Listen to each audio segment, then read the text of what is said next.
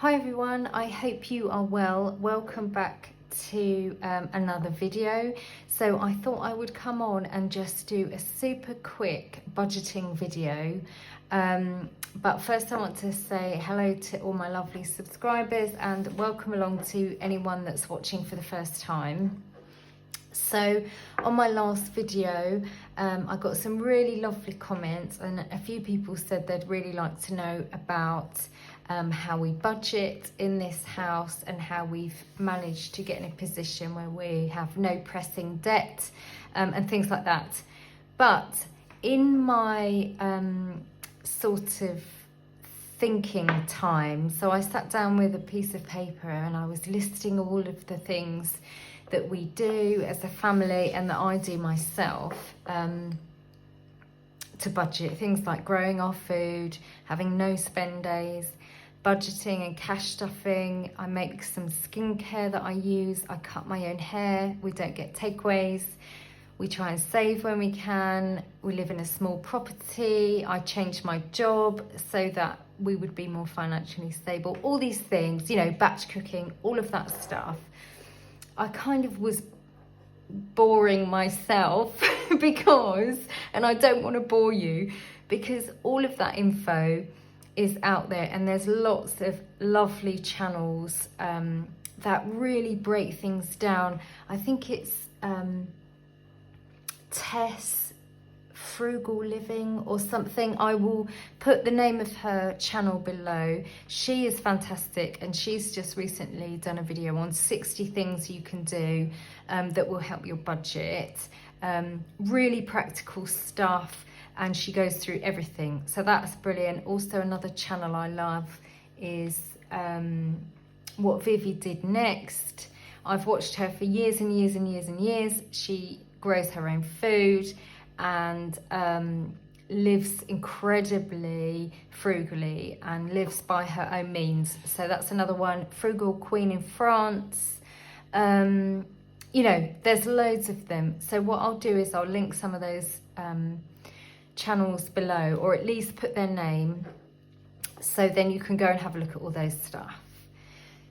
So then I thought, what can I actually talk about? And it's the questions that I ask myself that really help with our budget. So I thought I would just quickly go through what my thought processes are and how I try and figure things out. And whilst I'm talking about all of that stuff, I'm going to save some seed from this cucumber so that I can do two things at once.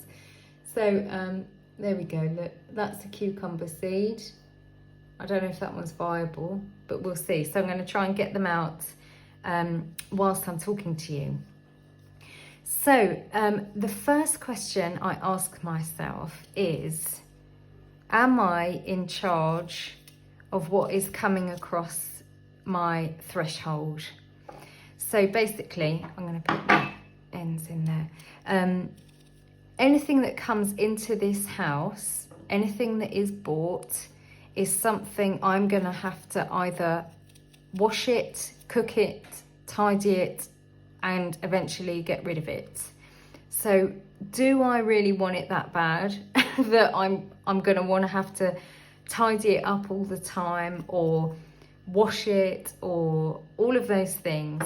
So that's one of the questions I ask myself, and I try and think about curating exactly what's coming into the flat, because then I can keep a grip on things and I don't get overwhelmed with all of the stuff that's hanging around. So that's the first thing. The second thing, which is actually really important, that I always ask myself is it the thing I want or is it the feeling? So we all have lists of essential spending. That is our bills, you know, housing, food, water, heat, clothing. That's pretty much it in terms of essential.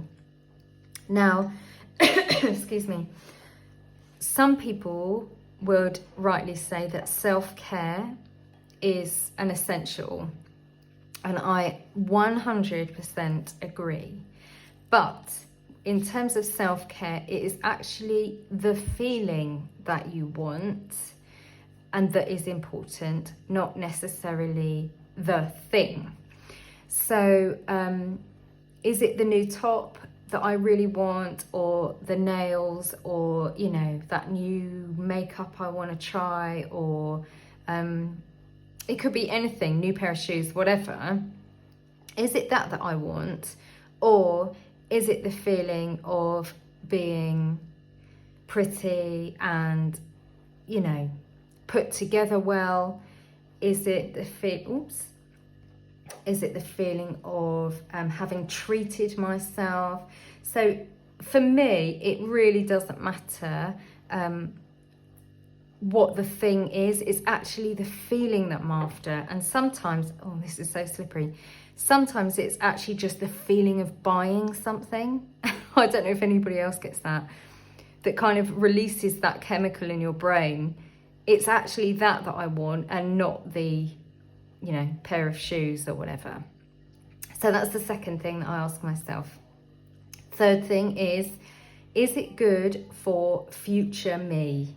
And by that, I mean, I often imagine myself standing in front of myself in 12 months' time. So I've got myself looking back at me, a year older, and can I say to that person, have I made your life more stressful or have I made it a tiny bit easier? And my goal is to try and make it as easy as possible. You know, I want an easy life. And so that gives me motivation to really try my best now in the moment, because I know that in 12 months' time, I'm going to really appreciate that I've made those decisions. And, you know, I've given myself a future bung, or, you know, made things a little bit less stressful. So that's another thing that I ask. The next thing is, do I accept my means? And I purposefully ask myself, do I accept my means rather than live within my means?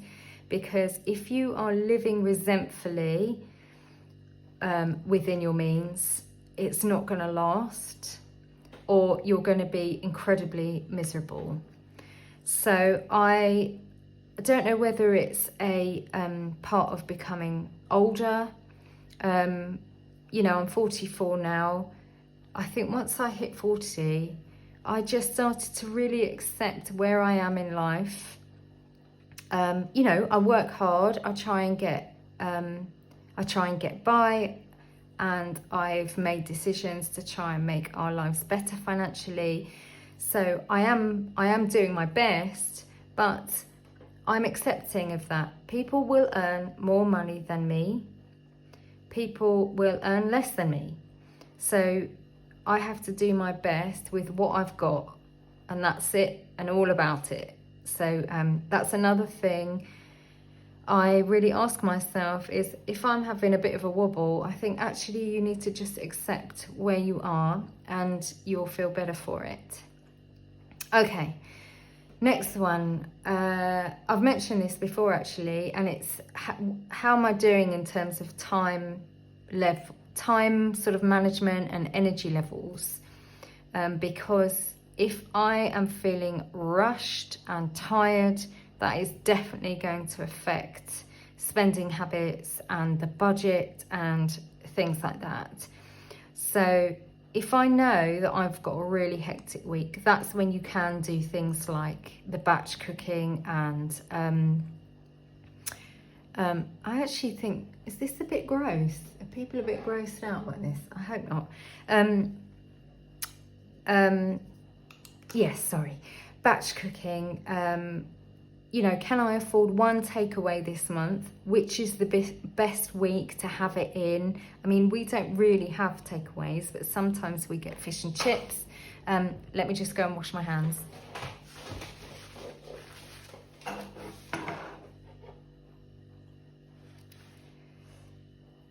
Yeah, so convenience almost always costs money. And inconvenience, so doing things the long way, always costs time. So try and think about what have you got more of this week, time or money, and then adjust how you're going to do things accordingly.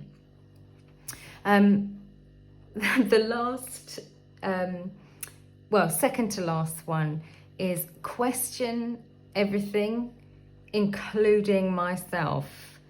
So not only thinking about things like, do I need it or do I want it, which is a really common question when you're thinking about budgeting.